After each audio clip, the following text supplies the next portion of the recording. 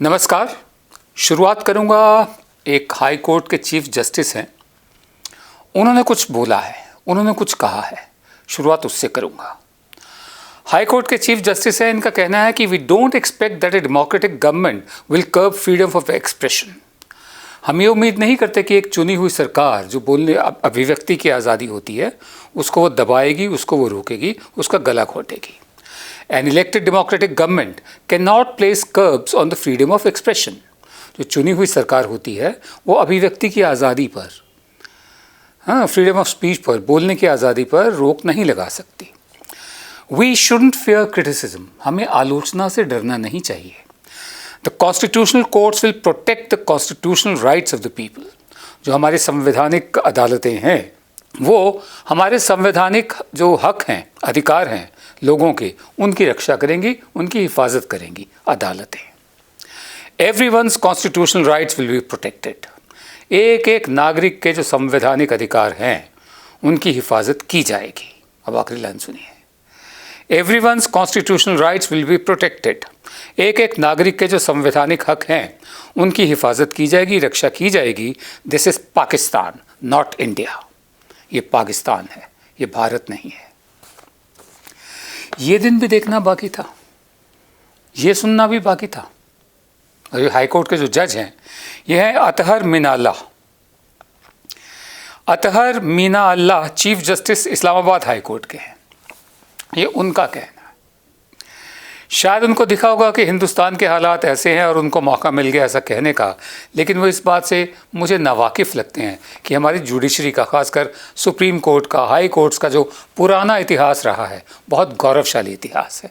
आज भी ऐसी जजमेंट्स आती हैं जो हमारा जो हौसला है, हमारा भरोसा है जुडिशरी में, वो पुख्ता करती है, कायम करती हैं। कम से कम पाकिस्तान से तो ऐसी सीख नहीं चाहिए थी, लेकिन उनको मौका मिला है। अब मौका क्यों मिला है? ये मौका इसलिए मिला है, इसको समझाया है प्रोफेसर आशुतोष वार्ष्णेय हैं। कुछ एक दफ़े उनसे मुलाकात हुई है मेरी, बाहर रहते हैं कहीं। उनका ये कहना है कि जो भारत का लोकतंत्र है वो पूरी दुनिया में इस बात के लिए जाना जाता था कि अपने आप में एक एक्सेप्शन है, अपने आप में एक ये कमाल है, अपने आप में एक उदाहरण है, मिसाल है। इतना बड़ा मुल्क और यहाँ डेमोक्रेसी चल रही है, और वो भी सन 47 के बाद से, जब उससे पहले गुलाम थे, उससे पहले प्रजा रहे, और जब डेमोक्रेसी आई तो उसने यहाँ जड़ें ले लीं।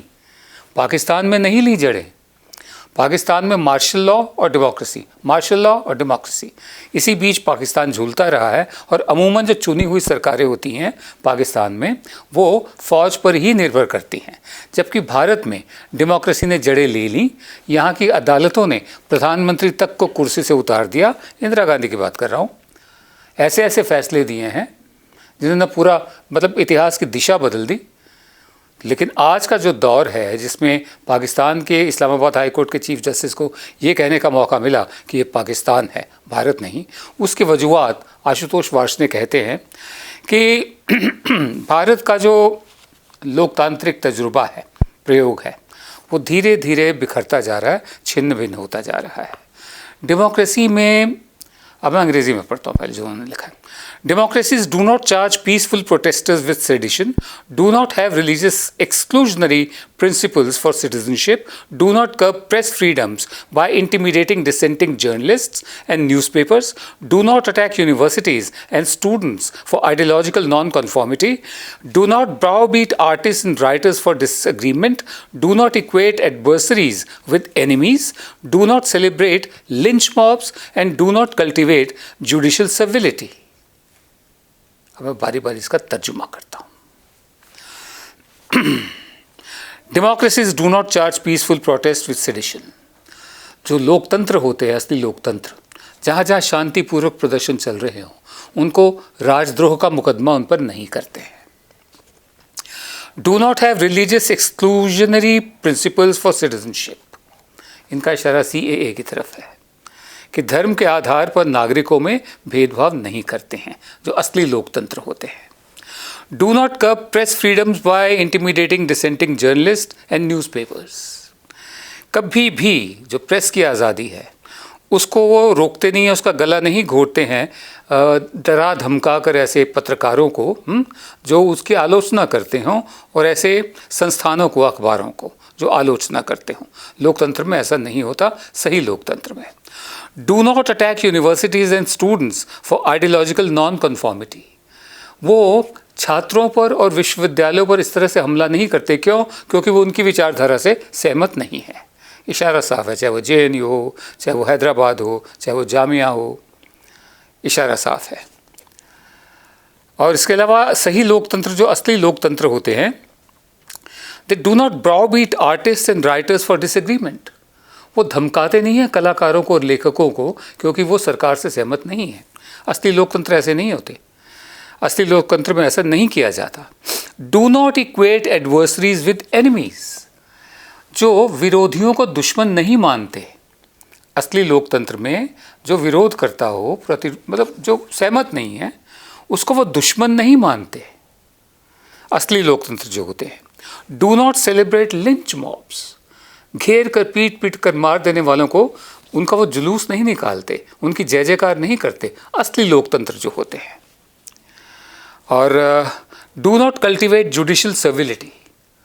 अदालतों को वो मजबूर नहीं करते घुटने टेकने पर। असली लोकतंत्र जो होते हैं।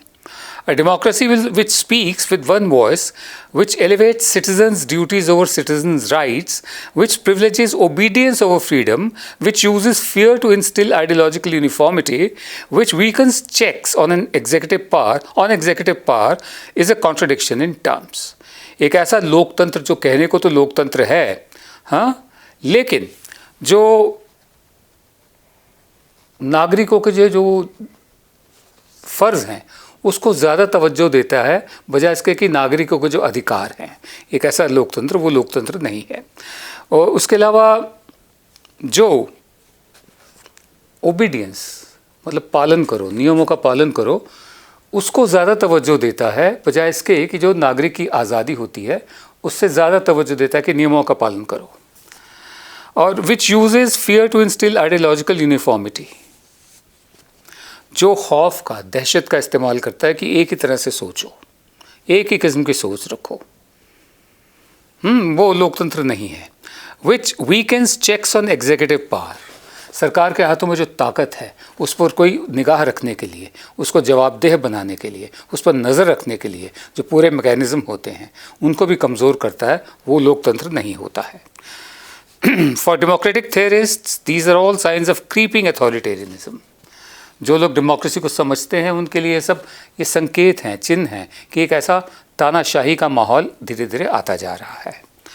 Not of democratic deepening. लोकतंत्र की जड़ें इससे मजबूत नहीं हो रही हैं। Elections alone can not define what it means to be democratic. सिर्फ चुनाव ही तय नहीं करते कि डेमोक्रेसी का मतलब क्या होता है। हम भी यही मानते हैं कि सिर्फ चुनाव ही डेमोक्रेसी नहीं होते। जो डेमोक्रेसी होती है, लोकशाही होती है, 24/7 प्रोसेस है, 24 घंटे की प्रक्रिया होती है। आपको अपने हक के लिए 24 घंटे सतत जागृत रहना पड़ता है। बहरहाल आशुतोष वार्ष्णेय हैं ये इनका लिखा हुआ आर्टिकल है।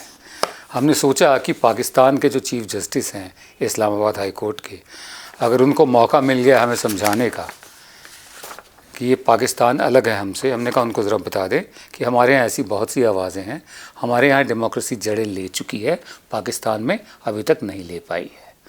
अपनी नसीहत अपने तक रखें। उन्होंने जो कहा है हमारे लिए एक रिमाइंडर ज़रूर है।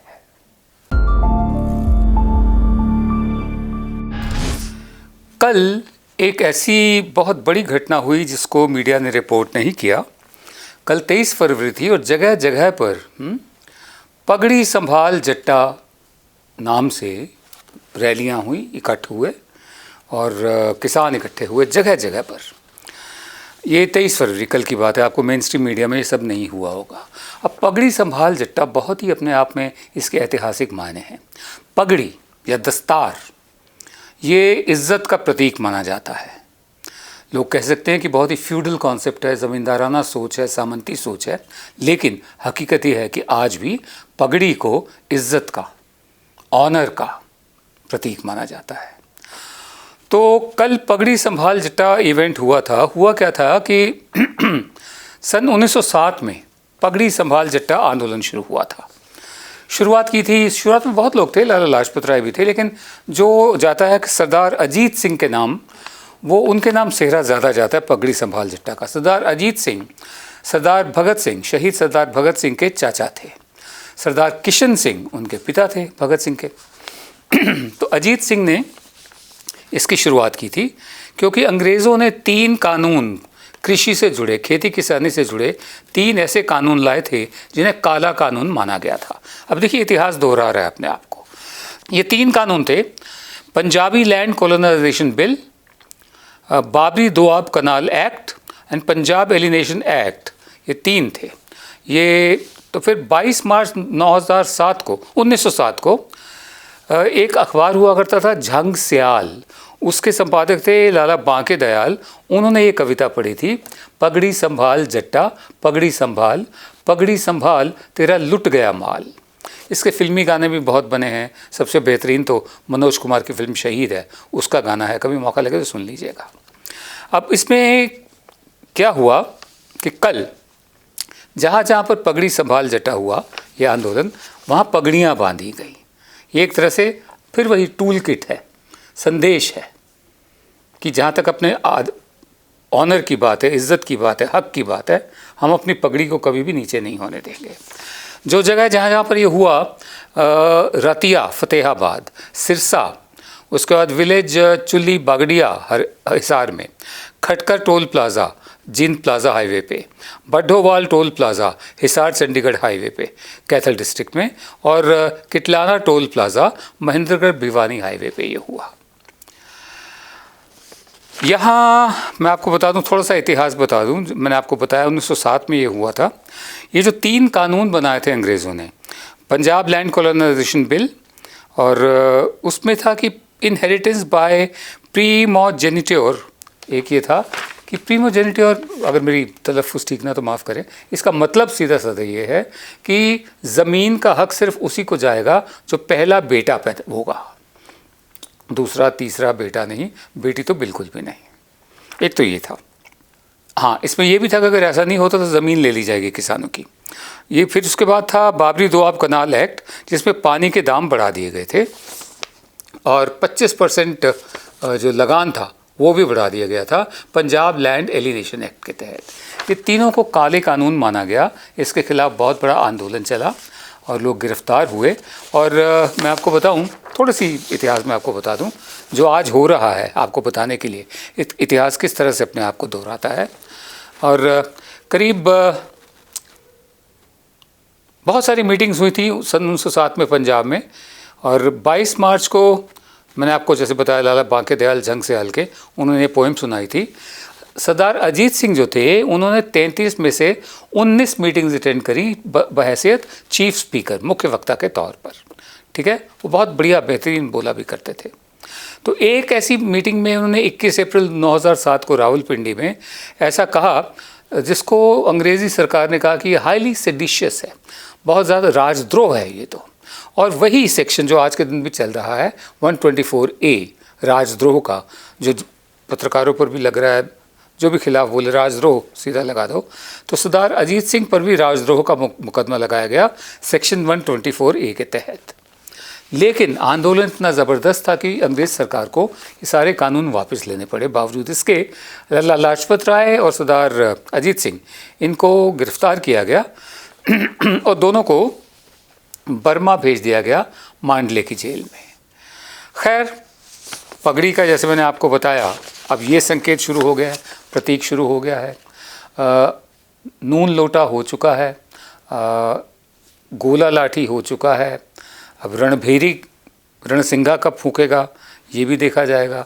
तो जो टूल किट के नाम पर इतना शोर मचा हुआ है, ये एक ऐसी ज़ुबान है जो IPC में शायद ना आती हो या कानून में ना आती हो, लेकिन इसका मतलब सब समझते हैं। कल पगड़ी संभाल जट्टा का जो आयोजन हुआ है, जिसको मीडिया ने रिपोर्ट नहीं किया है, किसानों के आंदोलन की दिशा जो चल रही है उस पर बहुत ही महत्वपूर्ण है। रोज़ की तरह शो का समापन एक कविता से। आज की कविता है इब्ने इंशा की, बहुत मशहूर कविता है, बहुत से लोगों ने सुनी हुई है, बहुत से लोगों ने नहीं भी सुनी हुई। तो दोनों किस्म के लोगों के लिए कविता पेश है। इब्न इंशा कहते हैं, कुछ कहने का वक्त नहीं ये, कुछ ना कहो खामोश रहो। कुछ कहने का वक्त नहीं ये, कुछ ना कहो खामोश रहो। ऐ लोगो खामोश रहो, हाँ ऐ लोगो खामोश रहो। सच अच्छा पर उसके जिलाओ में जहर का है एक प्याला भी।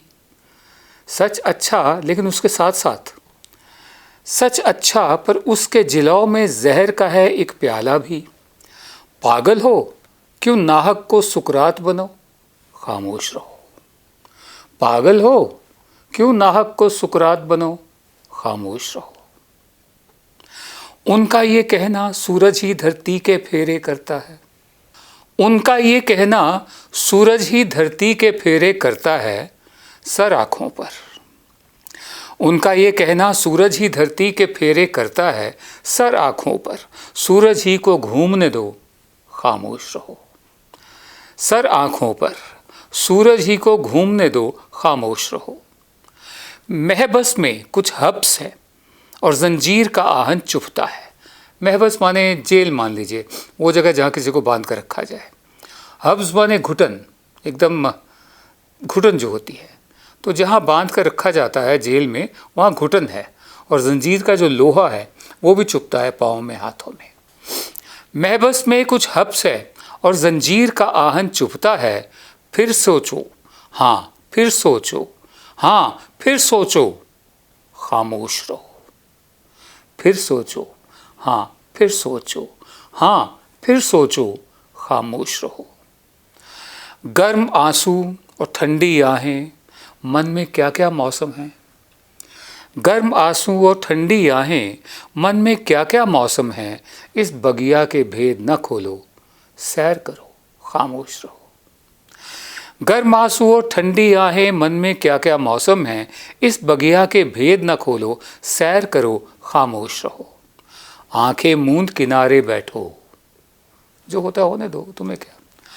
आंखें मूंद किनारे बैठो, मन के रखो बंद किवाड़। आंखें मूंद किनारे बैठो, मन के रखो बंद किवाड़। इंशा जी लो धागा लो और लब सी लो, खामोश रहो। आंखें मूंद किनारे बैठो, मन के रखो बंद किवाड़। इंशा जी लो धागा ले लो, लब सी लो, खामोश रहो। कुछ कहने का वक्त नहीं है, कुछ ना कहो, खामोश रहो। ऐ लोगो खामोश रहो, हाँ ऐ लोगो खामोश रहो। लेकिन खामोश रहा नहीं जाता। नमस्कार। जब हमने HW न्यूज नेटवर्क की नींव डाली थी, तब हमने ये ठाना था कि न्यूज और इंफॉर्मेशन ये लोगों तक फ्री पहुंचनी चाहिए, मुफ्त पहुंचनी चाहिए। और हम आज भी ये वचन पर कायम है। पर जैसे आपको मालूम है, न्यूज चैनल चलाने के लिए पैसों की जरूरत है। तो हमको सबको न्यूज फ्री पहुंचाने के लिए कुछ मेंबर्स और कुछ सपोर्टर्स की जरूरत है। जी हां, मेरी आप सबसे गुजारिश कि आप सब HW न्यूज हिंदी की मेंबरशिप को ग्रहण करें। ये सदस्यता स्वैच्छिक है, यानी कि आप अपनी मर्जी के मुताबिक इसे ग्रहण कर सकते हैं। क्योंकि अगर आप इसे ग्रहण नहीं भी करते, तब भी आपको HW न्यूज हिंदी के तमाम कार्यक्रम मिलते रहेंगे। मगर अगर आप चाहते हैं कि आजाद न्यूज जो है वो मजबूत हो, अगर आप चाहते हैं कि वो न्यूज जो सत्ता से सवाल पूछती है वो मजबूत हो, तो जरूर बने HW न्यूज हिंदी के सदस्य। जो लोग हमारे 89 रुपए प्रति महीने वाले कार्यक्रम से जुड़ेंगे, उनके लिए HW न्यूज का बैच विश मिलेगा। साथ ही साथ उन लोगों को हमारे एक्सक्लूसिव पोल्स में भी शामिल होने का मौका मिलेगा। इसके अलावा हमारा जो दूसरा मेंबरशिप कार्यक्रम है वो 199 रुपीस प्रति महीने का है, यानी कि 199 रुपए प्रति महीने। और इस प्रोग्राम में हमारे जो मेंबर्स हैं उन्हें 99 रुपए के प्रोग्राम वाले सभी चीजें तो मिलेंगी। इसके अलावा बिजनेस से जुड़ी हुई बातें भी हम करेंगे। हमारे एक्सपर्ट अखिलेश भार्गव से आप बिजनेस से जुड़े हुए अपने सवाल भी पूछ सकते हैं। हम उम्मीद करेंगे कि आप इस निष्पक्ष पत्रकारिता की राह में हमें पूरी तरह से योगदान देंगे।